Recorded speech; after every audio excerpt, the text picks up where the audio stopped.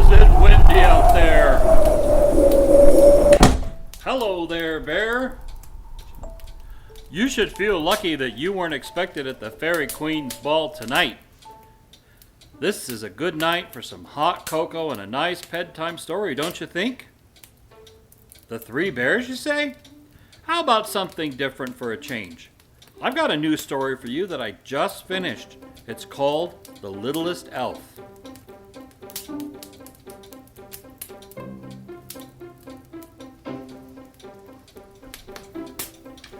You ready?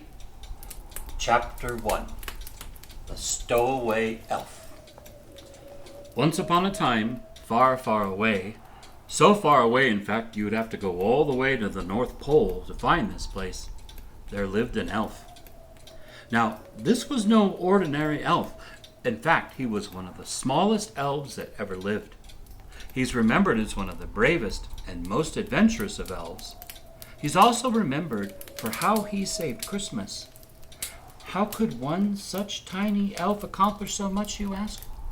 Well, it all began in Santa's toy factory on the day before Christmas Eve.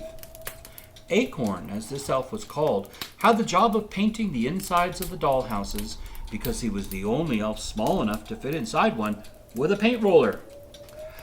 I think I will pause here to explain Acorn's name. You see, elves are a part of the living earth, and so they are named after the living things that grow on the earth. Boy elves are named after the trees, and girl elves are named after all of the flowers that grow. But when Acorn was born, he was so tiny it didn't seem right to name him after a whole tree, so he's just Acorn. Now, where was I? Oh, yes. It all began in the toy factory. Acorn was taking a rest from having painted his 10th dollhouse for the morning. He was a very fast painter. And he was chatting with one of the other elves working on the dollhouses. This other elf's name was Gum. Now, Gum was a little slow in the brain, so it seemed like the right name to give him because he would chew on his ideas for a long time before he said anything. You know, Gum, I'm getting tired of painting dollhouses all the time. Other elves get to do different jobs, but not me. Paint, paint, paint, and more paint. Gum looked thoughtful for a minute, like he was really chewing hard on something. But then he said, "Why don't you fix pipes like you did before?" Fixing pipes is no fun. The last time they sent me down a drain to fix a clog in the kitchen, I got lost and ended up in Santa's bathroom. I barely got out of the toilet in time. I forgot about that. Did Santa poop on you? No, but it was a pretty close call. After that, I said, no more pipes. Acorn was pacing back and forth now. Remembering his scare in the pipes had him pretty worked up. Santa felt awfully bad about what happened, but not bad enough to let me ride in the sleigh on Christmas Eve.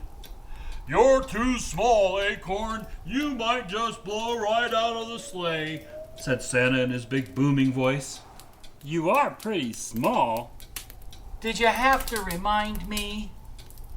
As he nodded his head, then finished his hot cocoa and cookies. He picked up his paint roller and went back to work. Gum sadly watched Acorn go back to work. Gum hadn't meant to hurt Acorn's feelings.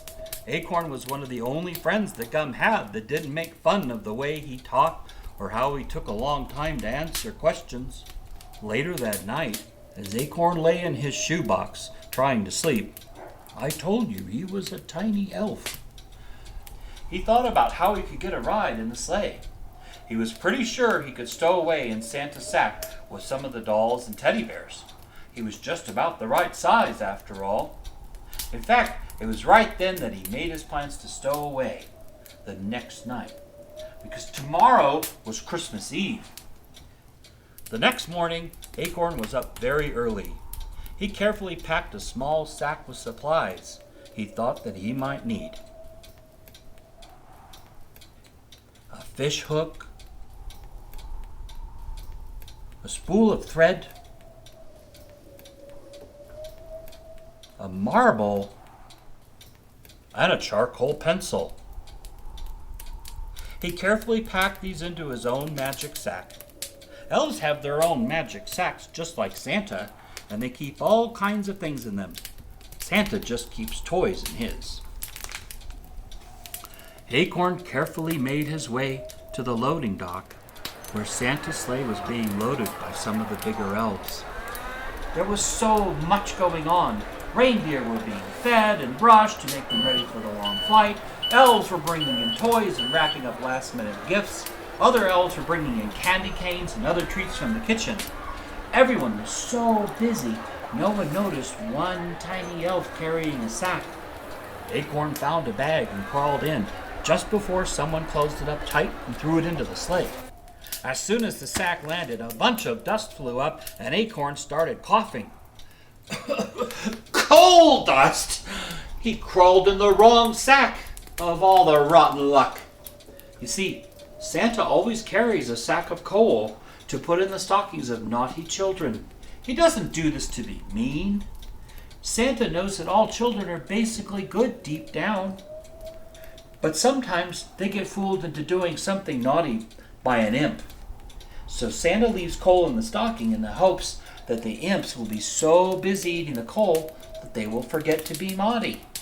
It usually works.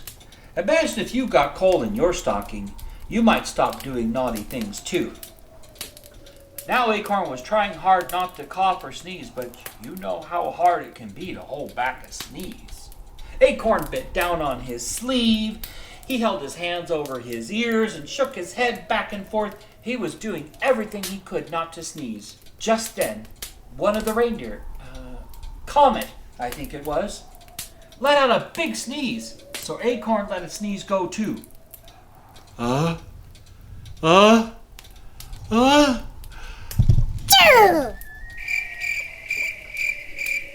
It was a very big sneeze for such a little elf, but since he was inside a sack of coal, no one heard it. Acorn lay very still after his big sneeze, waiting for someone to come open the sack. But all he heard was one of the elves shouting at Comet for sneezing all over him. Imagine if a full-grown reindeer sneezed on you. It can be pretty messy.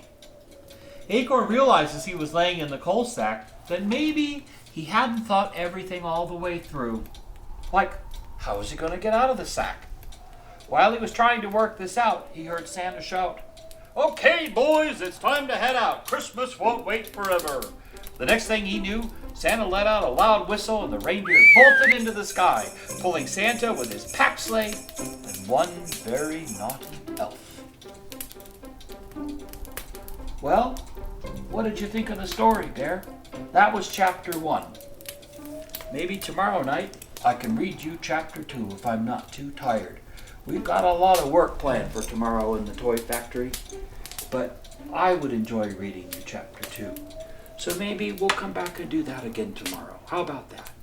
Now it's time to brush your teeth and go to bed. And to all, a good night.